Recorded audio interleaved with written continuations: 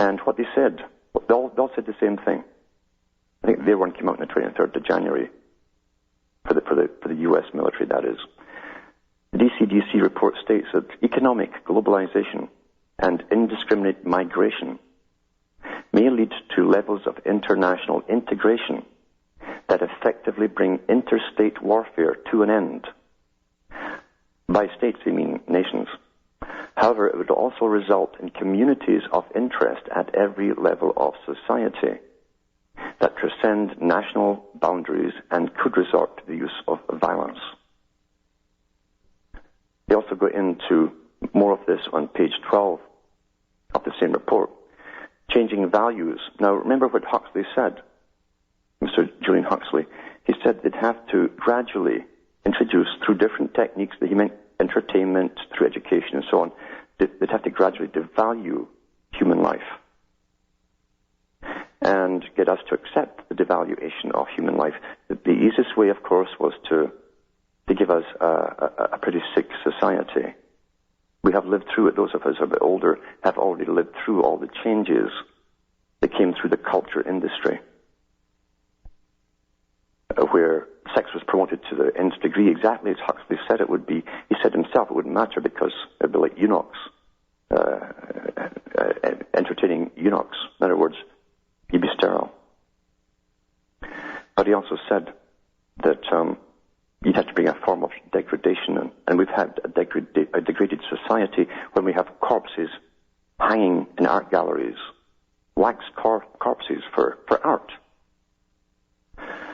And they're on display, and you can pay and go and watch them, and ooh and ah and all that kind of stuff, alongside the jars of the fetuses. Once again, the devaluation of human life, and we gradually accept it.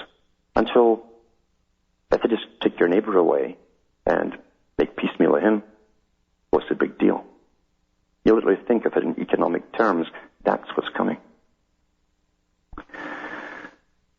It says, secularism and materialism from that report are likely to grow in significance in an increasingly competitive, interconnected world that's also interdependent, reflecting trends that are already well established in the more developed regions. Meanwhile, cultural mixing, the pace of change, and the rapid confluence of modern ideas and traditional values are likely to increase the trend towards moral relativism. That's exactly what I was saying. There's no right, no wrong anymore. So what is the attitude? Moral relativism. And increasingly pragmatic values. That's been promoted through this education system for about 20, 30 years, probably 30 years. These developments will trigger responses from complex, traditionally defined communities, as well as among significant minorities, which will seek the sanctuary provided by more rigid belief systems, including religious orthodoxy, which is, I guess, is Christianity and so on we're talking about, and doctrinaire political ideologies such as popularism and Marxism. So they've already got it all figured out exactly how society will react as we go through the last of these particular changes. And we won't really care that much because, you see, if you don't have a cohesive, unified culture, you have moral relativism and no one stands up for anyone else. Therefore, only those who are organized, the big NGO, non-governmental organizations that are funded by the foundations, have a say. That's how it works. This is warfare. You see, this is warfare technique. Geopolitical too. Owing to this increased interdependence and intensifying competition, most states will be bound together by their economic linkages. That's already been done through so many treaties. And it's going further now with countries having to bail out other banks, countries, transnational. But will nonetheless be preoccupied by the need to sustain national economic vitality and political advantage.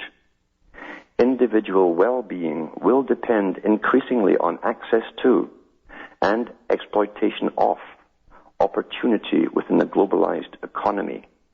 But most people will nonetheless regard the operation of globalized processes as, in many ways, threatening. This is likely to result in local arrangements to mitigate the harsher effects of globalization and the rigorous operation of the market on some countries or communities in the interest of socio-economic stability or competitive advantage. So individually, we're supposed to get stepped up to an even higher level of individual competition, and then locally, as a group, you'll be put into more competition. This is all part of the United Nations ideal world idea of communitarianism. We'll all be born into a system that where we're needed. We won't get born if you're not needed for an economic function. And then we'll be competing with other communities as time goes on.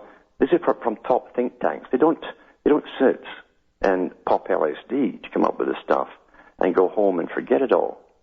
This is what all the think tanks from the CFR, the US military think tanks at the top, the British, NATO, etc., all say the exact same things of what's coming for the next 50-odd years. They even talk about, on page 100, the development of neutron weapons. Neutron weapons. The ability to inflict organic destruction while leaving infrastructure intact. So again, it's all economically based. We're just unfortunately in the way. Collateral damage, that's people. But the infrastructure, the buildings and so on will remain intact. So this might make it a weapon of choice for extreme ethnic cleansing in an increasingly populated world. Doesn't that make you feel better? This is from your top think tanks that don't work for you, by the way.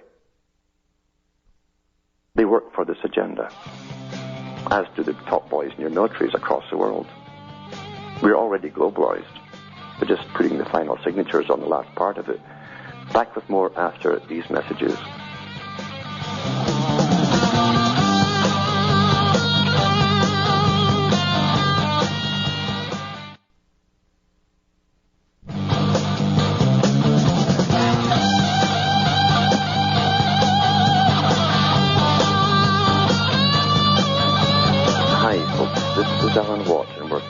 Through the matrix, being a part of that DCDC, whatever report it was from the US military think tank, the top one that agreed with everything from the British Department of Defense, which also did the one for NATO, and it basically agrees completely with the Council on Foreign Relations one. It doesn't surprise me because, the Council on Foreign Relations have their men in all the different think tanks involved. So it's always the same agenda and the same visions of the future, because you see, you make the future happen. You don't let it happen if you want to keep control. You make it happen, and that's what we're living through right now. As I say, unfortunately, we're just the eggs that have to get broken to make the big omelette, as Mr. Rockefeller said. But they go on and on about national sovereignty, how it will gradually turn into international sort of ideas of sovereignty. We'll act together as regions, and we'll kind of forget over maybe a generation about our national sovereignty altogether. That's what they've been working on through the schools for a long, long time. And it's actually working with a lot of people already. So these guys use science. That's the technique of it. Science is the key to everything. And they use that to the maximum. And with the internet, they've never had such an inflow of data on every individual. They've got us all sussed out individually. They know what we are, what we like to do, what our hobbies are, and even what we think about different political ideas. We help them constantly. It's the greatest tool I've ever had. So the pulse of the people has always been taken. Now, part of the whole idea, again, for sustainability and this whole idea to work, a world of service, they have to have a threat, you see, to replace traditional wars. And the Club of Rome was given that task, this big think tank, to come up with an enemy, a new enemy, in a time where there are no national enemies. And then they did literally look at the alien agenda threat, that kind of stuff. Could they make that work with enough movies and sci-fis and late-night talk shows that would go into the spooky stuff? Could they really do that? And they could, but it would take an awful long time, maybe a couple of generations, maybe more, to really build the possibility up to the decks to accept that was real and then bring on a fake threat from outer space or whatever. Even Ronald Reagan talked about that many times in his speeches. He said the planet would only unite if with another threat, such as an invasion from out there. We see the same things now with different governments in the world talking about the same thing asteroids will do as well.